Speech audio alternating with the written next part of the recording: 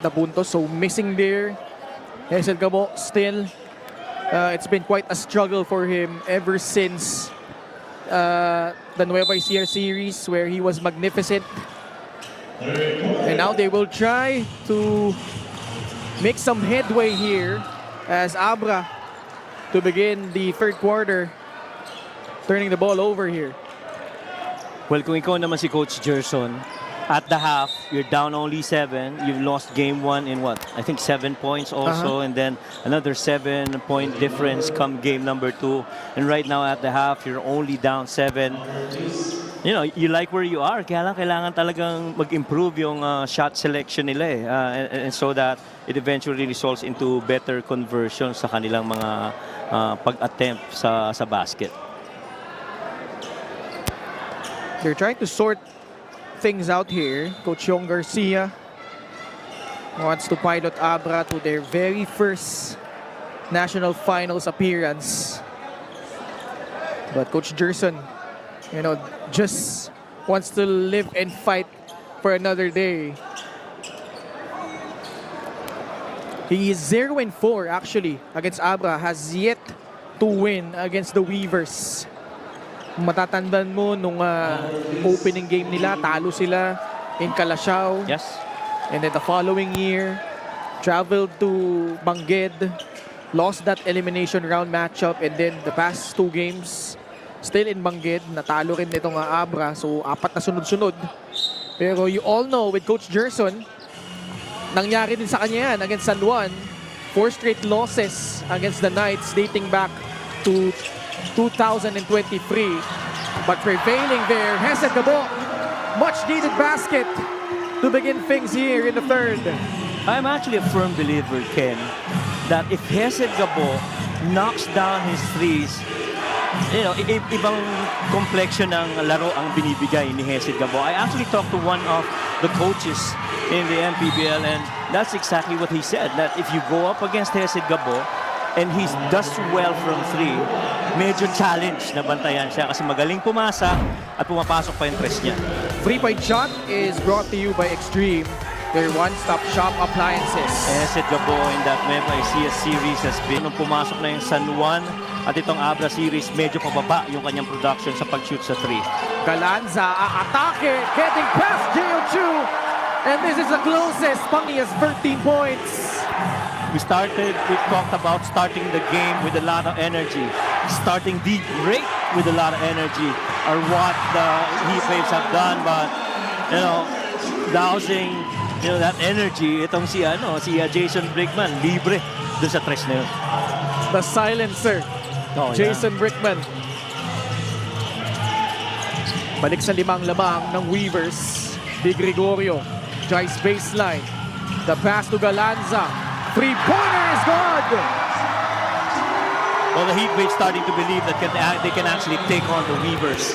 And yan ang importante para sa kanila. Because if you start doubting yourself, then you know, everything that you do on the floor, nagpunta lahat papunta dun sa paint, nakakalimutan nila sa kabila, ando si Bong Galanza, ganda ng pasa na yun, galing kay Mike Di Gregorio. This is a key quarter for Pangasinan. They've lost both the third periods in games number 1 and 2. Right now they're down by just a single field goal, and a push. It's gonna go against Pangasinan. Yeah, that's on Jory Napoles. Talaga nga naman ganun ang mangyayari. Ang laki ni J.O. hindi naman ganun kadaling itulak yan. Kahit even if you box him out, you put him behind you, he still is, you know, matangkad para sa'yo at may pagkakataon makuha niya pa rin yung bola. By the way, points in the paint rather, such a huge barometer in this series. Right now, Pangasinan is +2. Ildefonso gets the friendly bounce. Oh, tsaka yung yung point in the paint na minimension mo, Ken, dyan yung gulat na gulat si Coach Gerson na ang laki nung lamang sa kanila nung game number 1. Even in game number 2. Yeah, agree. They were what? That was an 11-point difference, I think. Di Gregorio, sablay yung kanyang tres. Brickman the rebound. Patino. Man, that shot has been pretty much on point para kay Ryan Batino. Well, Batino has been the pressure release. Kung wala yung pasa sa loob, ipasa mo sa kanya near the elbow area, and twice already he sank it. Galanza. Ball broke loose. Brickman, the heads-up play. Ildefonso will slam it home.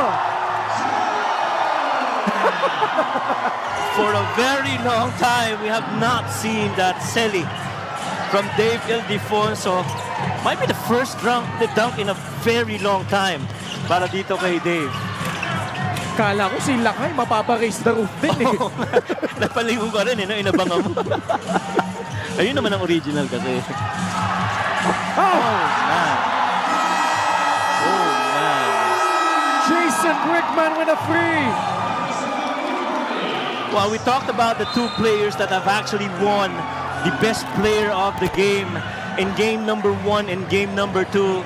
Those two guys have combined in 2 successive plays. This time that defense goes under. Jason knocks it down and makes that 3 and does that again straight up, almost unchallenged para dito sa Weavers.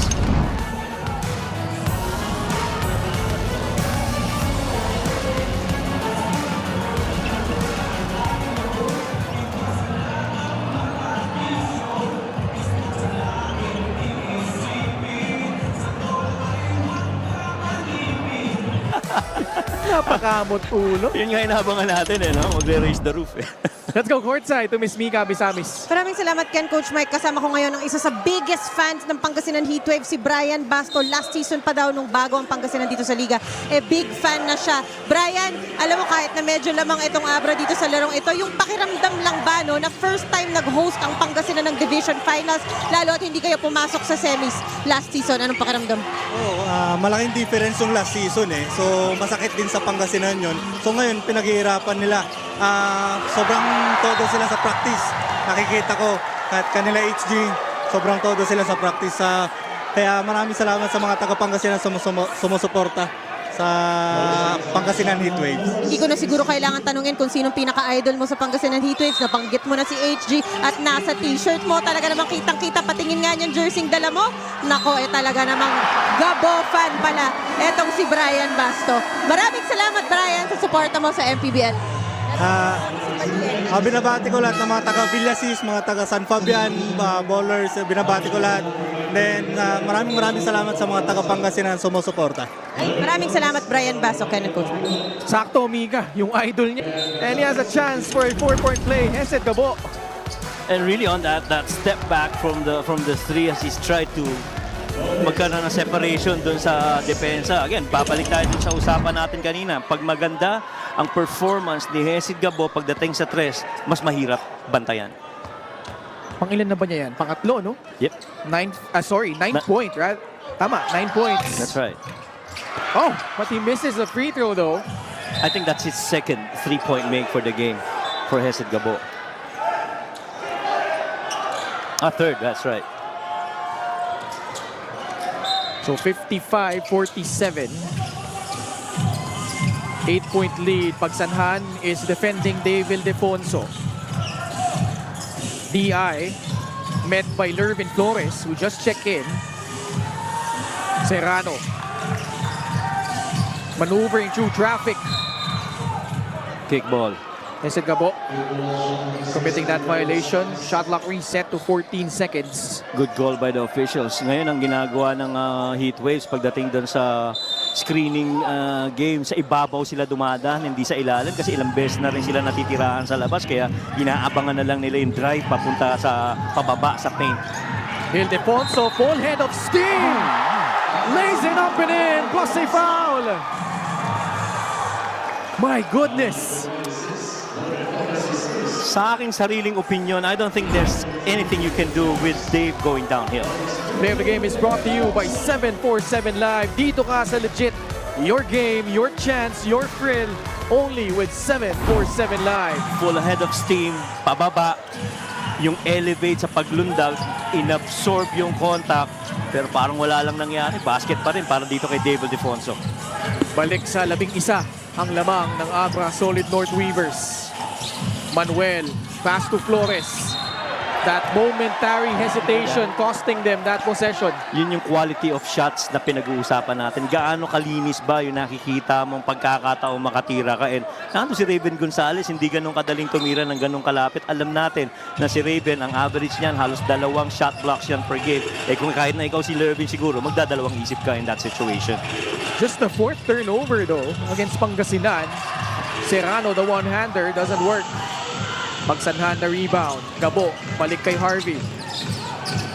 Approaching the halfway point of the 3rd. Flores this time decisive on what he wanted to do. He nails that baseline jumper. Yun ang importante doon, yung maging desidido na itira ka agad. Alam mo, libre ka, nakaseparate yung bantay mo sa'yo. You know, go and get it. Brickman whips a pass to Patino. Mintis. Bola nakuha ni Bulanadi. Ahead to Pagsanhan. Balik kay Alin. Bulanadi in traffic. Pinuntahan si Flores. But he and Harvey Pagsanhan weren't on the same page that time. Well, dalawang bagay dun sa sitwasyon na yun para sa Heatwaves. One, I felt may panira na si Alin Bolanadi that time. Yeah. He tried to get a paint touch. Pangalawa, libre si Ed Gabo dun sa kanan. Hindi nila nakita siya ang pinakamainit na kamay ngayon sa tres para dito sa Heatwaves. Under 5 minutes left. Serrano. 3-point shot won't work. Rebound, Vic Manuel. Vic hasn't gotten involved lately sa opensa nila. He's got to get touches and try to get an attempt. He is the most consistent Heatwave so far in the playoffs. Here he is. Going right at Gonzalez. A tough challenge as the defense of Abra winning out that time. Brickman skips it to Dave Ildefonso. Catch and shoot free. Short. Patino offensive rebound. And draws a foul against Lervin Flores. Gaano kahalaga ang isang Patino para dito sa Weavers. Well, one, ang ganda ng pasa niya ni Jason Brickman sa libreng tres para kay Dave Ildefonso. Pero the moment na nagbintis yung tira na yon ni Dave, who was there to actively get the offensive rebound? Patino. LGR is the official outfitter of the MPBL. At saka kagandahan dito kay Patino. Bukod sa tumitira na sa perimeter na nakita natin kanina, magaling din pumasa. Bosdani Espiritu making the travel here all the way to yes. Rosales.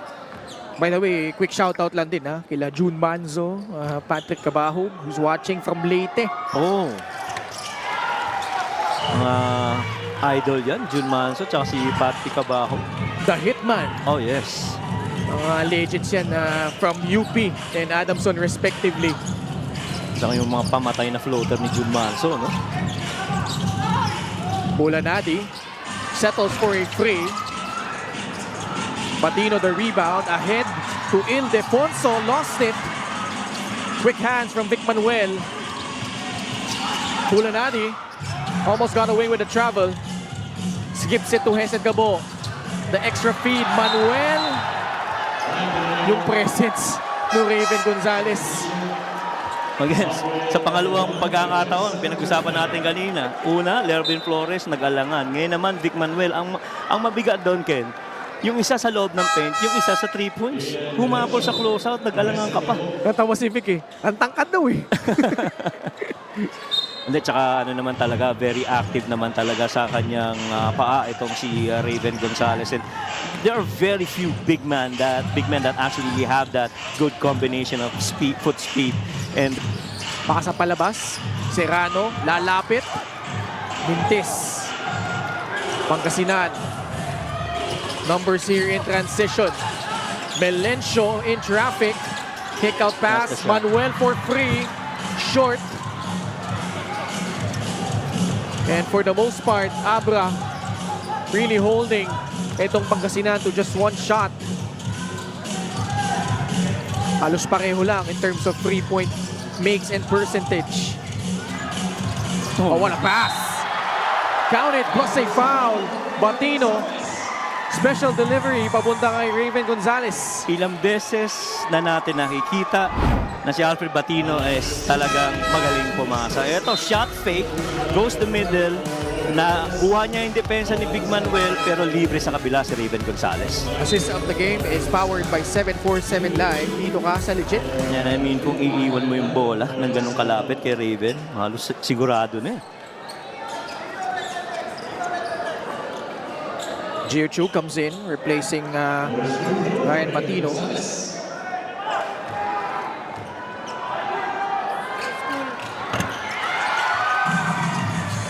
Mike Ayon, Raven Gonzalez, and Encho Serrano, their numbers in game number 2. Actually, nakita mo yung mga numero na yan, pero nangyari yan sa iba't ibang parte nung laro eh.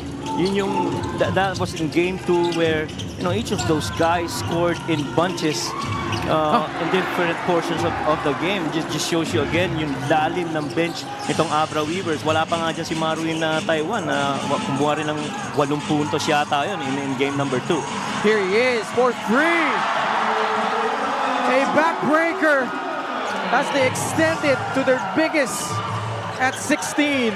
How huge has the performance of a Marvin Taiwan been for the Weavers, especially here in the playoffs? I mean, nung nagsisimula pa lang yung season, sabi natin Marvin Taiwan, main point guard, he has to step up his game. And I truly believe in that Nueva Ecija game where he knocked down that 3 on that right wing against Nueva Ecija.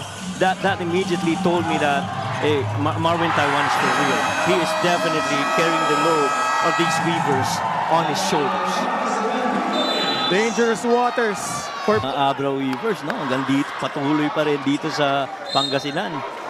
Talagang, wanting to clinch game number 3. binabati namin yung mga nanonood sa atin live on our official YouTube channel. 30K and counting para sa laban ng Pangasinan at Abra. Jory Napoles, who is celebrating his 33rd birthday today with a hook shot, cuts it down to 16, 67-51. I'm sure Jory's wish for his birthday is to be able to extend this series to. But with the way things have been, it's gonna take a monster effort from the Heatwaves because it's all guns blazing for the Weavers right now. Ildefonso, his first free of the game. And now he is up to 16 points. More importantly, 19 na ang lamang dito ng Abra. Napoles can't answer. Fight for the rebound. It ends up with Abra. Tsaka sobrang kumpiyansa ni Dave Ildefonso. This might be his best shooting game so far in the entire playoffs. He's shooting 50% on a 5 of 10 field goal makes. And he really has been on the tear in game number 3. Gio Chu missing point blank. Napoles sizing up Raven Gonzalez. Up fake. Pass to Mabulak. Over Raven Gonzalez. Can't hit the jumper. Again, it's been mostly one shot. Only 2 offensive rebounds in total for the Pangasinan Heatwaves. Napakadaling sabihin na humanap ka ng quality shots for the Heatwaves. Pero kung kaharap mo si Gio Chu, Raven Gonzalez, sama mo pa si Dave Ildefonso sa loob ng paint, hindi ganun talaga kadali. Gonzalez gets that one to trickle in. He's up to 11 points.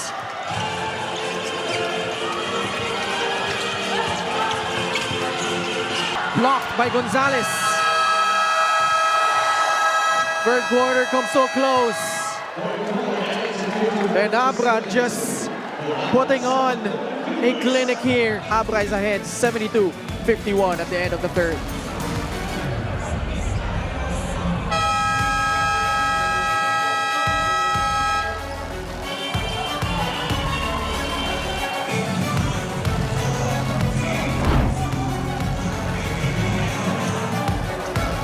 Fan of the game is brought to you by LGR, the official outfitter of the MPBL.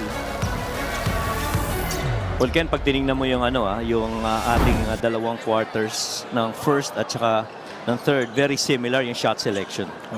Binabati namin yung 35K viewers watching us on the official MPBL YouTube channel. Sama na rin natin, kabilang dyan, June Manzo, Patrick Cabahug. Also shoutout din kay Sir J. De La Cruz and Erwin Awitin watching this game. Now, even my cousins in Masbate, who, Ate Mads, Kuya Manix, who celebrated his birthday, and see the quarter scoring right there. I was actually alluding to the 25 and 29 point output of the Abra Weavers in the first and the third quarter, respectively. The common thing about those two quarters were perimeter makes. Doon, nagkakaiba yung dalawang quarters na yun. Napakarami nakita nating floaters, elbow jumpers, galing kay Raven Gonzalez, kay Patino, as Marvin Taiwan continues to break down solo without any ball screens, the defensive coverage of the Heat Waves. Lead has ballooned to 23 points. Mabulak whistled for an offensive foul. And when you look at game number 2, where Marvin Taiwan did a heck of a job closing out that quarter in the fourth for the Weavers, you have to remember, game number 2, 0 points. See Jason Brickman, the very first 0-point game of Jason postseason. And comes that 8-point output galing dito kay Marvin Taiwan. And again, he was breaking down defenses, solo coverage, didn't need any help from anyone. He just kept on attacking downhill. Mike Ayon Nayon, kasama si Raven Gonzalez, David Defonso, Jeo Chu, and Marvin Taiwan. Ildefonso, the baseline jumper. And Coach Jerson Cabiltes has called his final timeout in the hopes of trying to salvage their season. 7 of 12, the best shooting game in the playoffs so far for David Defonso, and that slump is gone. Abra. How about David Defonso?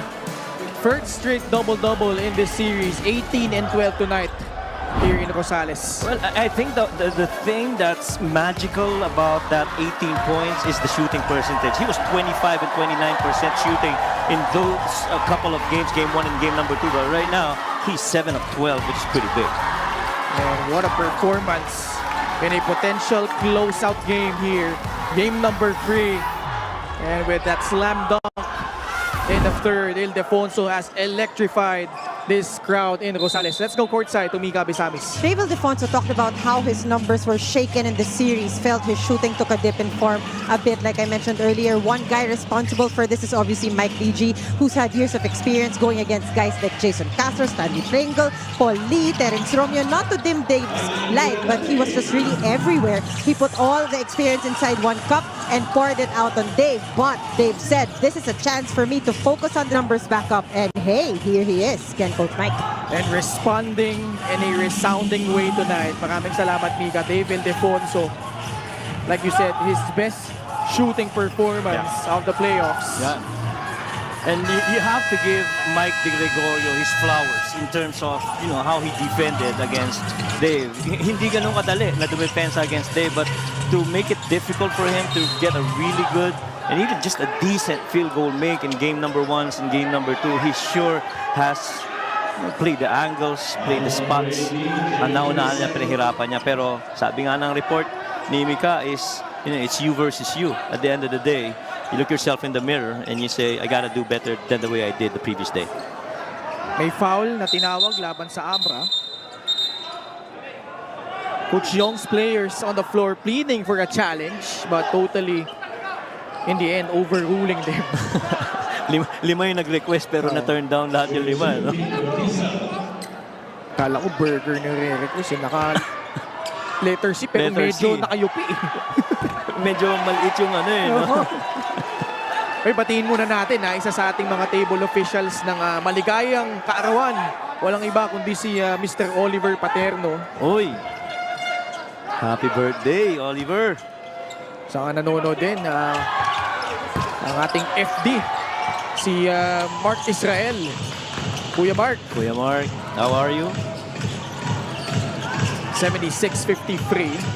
It's always good to have Kuya Mark also join us in the games from time to time. Oo naman.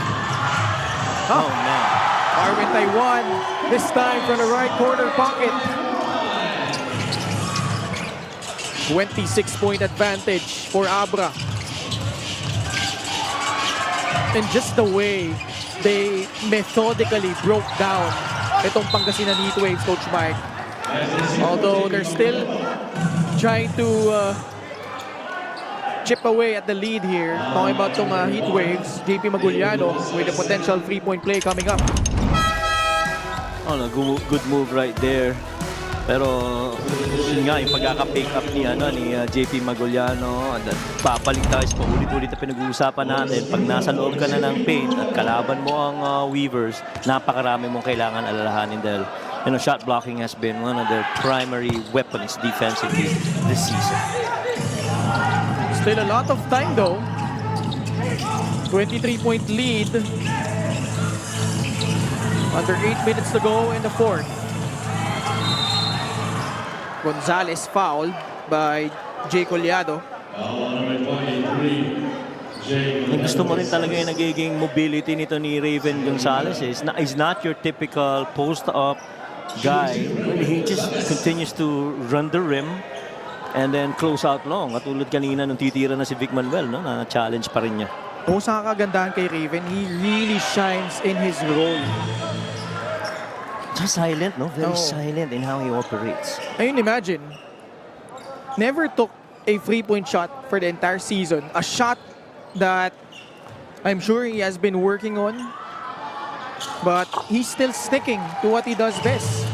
Well, ako nagugustuhan ko kay Raven. When you look at his numbers the entire playoffs, he's shooting 63% for a big man, and that is very impressive. The only time he never made a basket was, I think, game number 3 of that Caloocan game. But other than that, he's just been too good from the perimeter. The lob, Taiwan, setting it up beautifully. Patungo kay J.O. Chu. Now, one might say that J.O. Chu, when he started out for the Weavers, was trying to figure out his spot on the floor, lalo na with Raven being, pretty much securing that big guy spot. But he has eased in pretty well to that big man role for the Weavers. And I like his maturity, lalo na nung, if you remember that game against Caloocan na talagang pinipisikal siya, no? He was really, at it and trying to compete against the veteran and physical big men of Caloocan. Ildefonso lines it up, off to the left. Offensive rebound by Raven Gonzalez. One more. Dave, intis pa din. Gonzalez with a throwdown!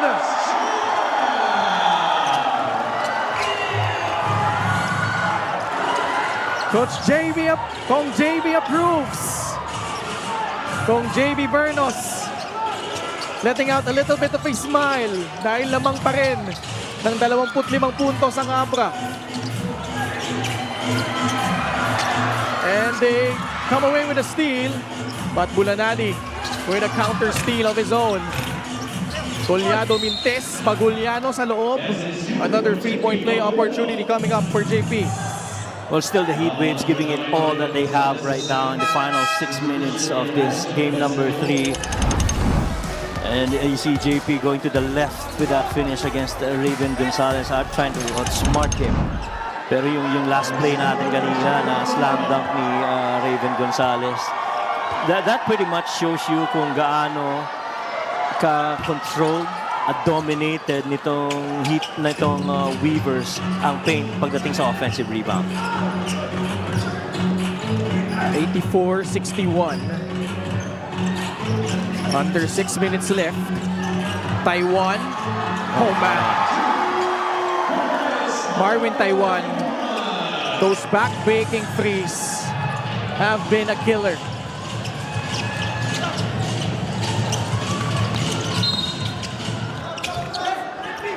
Foul still against Abra as Collado made his drive.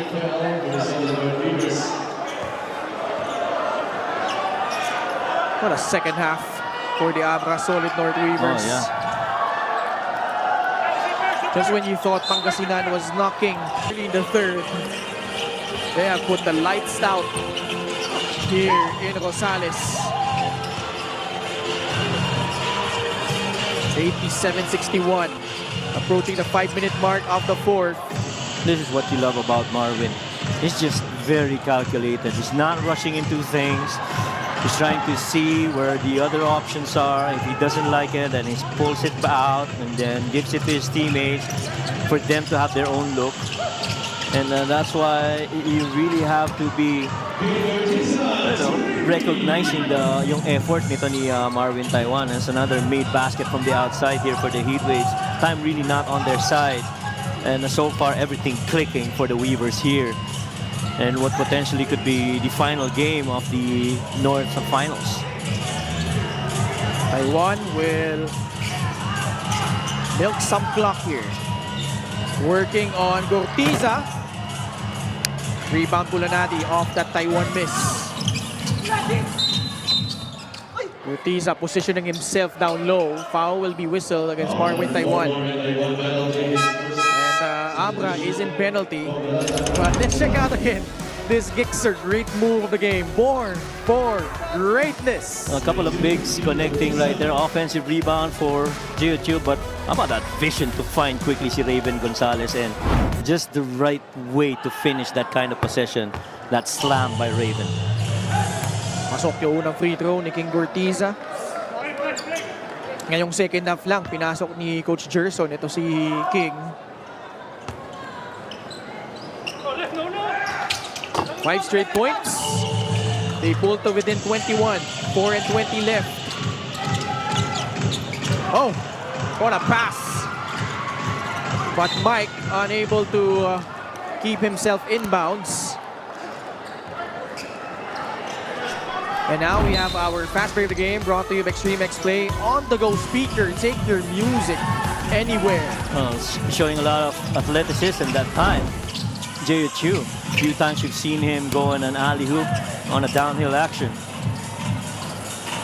Maguliano supply. Abra slowing things down, going through the motions. Gonzalez.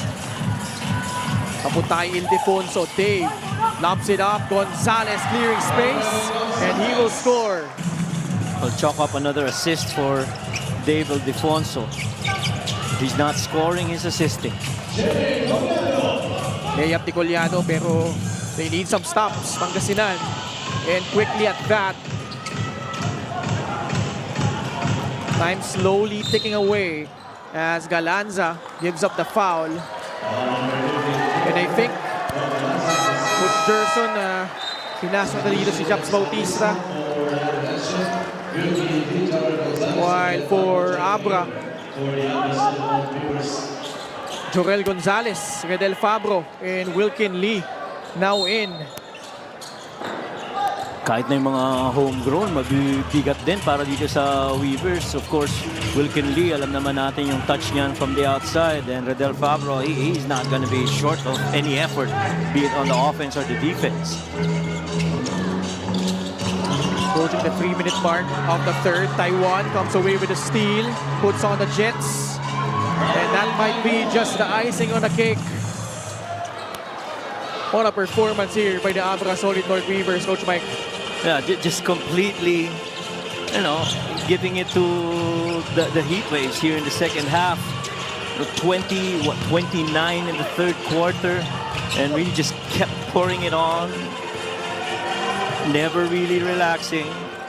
And parang nararamdaman mo nga, hindi na tumitingin sa scoreboard, execute na lang ng execute. And they've never gotten into, kumbaga, relax mode all throughout this game. Wilkin Lee hits a free. There will be game situations where I feel Coach Yong Garcia, if they need a 3 in a very close game, and he needs shooters from the outside, I will not be surprised if Wilkin Lee is one of those guys that he calls out from the bench. Japs Bautista got fouled. Taking the 3. What a journey it's been for this franchise. Itong Abra Solid North Weavers, Coach Mike, joined the league last season. Yes. And had a bit of a roller coaster elimination round. Itong free throw nito, by the way, is brought to you by Extreme Appliances, ang subok at kompletong appliance brand ng Pilipinas. Na up and down sila, no? But managed to sneak in at that 7th spot. But ang nakalaban nila in the first round was the two-time defending, Yes. well, that time, the defending champions, the Pampanga Giant Lanterns. They got swept, but that was a pretty much competitive series, Coach Mike. And then retooled in the big Yeah. way in the off-season. Joe Serrano coming to the fore para dito sa Abra. And after losing that game against the Pasay Voyagers way back in March, they have not lost since. Wilkin Lee with his second free. And now, grabe, 33 straight wins Yes. en route to historic national finals appearance. And I feel ang ano dyan, ang magandang ginawa rin nila is that they acknowledge their effort and the outcome of the very first season last year. They started building from it, and Coach Yong has really, guided the ship into where it is right now, pulling in players that was very key in their rotation. They brought in Jason Brickman, played a game in Paco Arena in one of the regular season games. He never came back in the regular season, and then One game once lang. that Caloocan season playoffs began, that's when they got Jason Brickman back. And so when Jason left, the big question was who was going to be the key point guard of the Weavers outside of Marvin Taiwan. And I guess, the answers have really been evident here in the postseason, that Marvin Taiwan was going to be fine working alongside Jason Brickman. And Jason Brickman was really a guy that, really just wanted to mesh alongside the guys of the Weavers. They reviewed that last out-of-bounds play. At mukhang last touch si Jay Collado. Daming And kamay then, na tumapik. siguro Pisa pala. Yan ako sa Cortiza. And I think the underrated aspect, Coach Mike, of how Abra did it is that ang daming bagong players din that became part of the equation, and yet you never felt like the chemistry got off. Yes. Yun ang impressive actually. I mean, hindi ganun kadali na humawa ka ng isang team na halos lahat ng players de calibre. This is a good mix of veterans and young players. It started the season parang karamihan mga batang mga players ang hawak nila. They almost look like a collegiate team. But then when guys like Mike Ayanayon and Jason Brickman started joining in, talagang mas lalo nag-iba. Jolo Mendoza even coming in. Talaga nakita mo yung malaking difference at naging development at progress nitong Abra Weavers. And a foul given up by Chiu Chu. This is the fast break of the game, brought to you by Extreme Cool Air Conditioners. Ang Extreme magpalamig. Free installation for split-type air conditioners. I'm sure hindi lang si David Defonso matagal-tagal na inasam yung pagkakataon na yan. Even his fans from the Abra Weavers have waited for that moment when they see DI on a slam finish and with that celly of the raise the roof. What about tong Pangasinan Heatwaves? Coach Jerson Cabiltes under scrutiny. Yeah. Ever since last year, sabay silang sumali ng Abra last season. Disappointing finish for Coach Jerson. Not even making it to the playoffs in his first year with the Heatwaves. Came back the following year, this year. And despite having a lot of talented players at his disposal, they had to go through the play-in. And the odds were really stacked against them for the entire postseason, and yet they made it all the way here to the North Division Finals. One thing that it's really painful in the playoffs is to see really good teams that have stretched themselves in the regular season, got past challenges in the playoffs, only to lose an elimination game. And the Heat Waves, they get their flowers, they've done well, and I'm sure they're going to build moving forward with this start here in this season. A job well done for the Abra Solid North Weavers. Indeed. We have the new kings of the North this season as Abra sweeps Pangasinan here in Rosales, their very first appearance in the MPBL National Finals. And more importantly, it's a 33-game winning streak, and they have not lost since that game against Pasay. They have not lost in the playoffs so far. And whoever comes out in the south between Binyan and Quezon, you know, they will really recognize that they're up for a very competitive team and a dominant at that in the Abra Weavers. Our best player of the game is powered by 747 Live. We have Dave Ildefonso. What a performance tonight against Pangasinan in game number 3. Breakout game in the playoffs. 7 of 15, 46% shooting. He had 14 rebounds, a couple of assists, a couple of steals, and a couple of blocks. Best player of the game is powered by 747 Live. Play what you love, win what you deserve. From JB Bernos, they are 3 wins away from the last dance. As the players have put up Coach Yong Garcia, well-deserved. He's been pulling the strings from really behind the scenes. Because the way that he has adjusted time and time again in this series has been a sight to behold para dito sa Abra. They win against Pangasinan in game number 3, 99-74. And they are the first team to advance in the 2025 MPBL National Finals. Yep, and you know, lahat ng naging games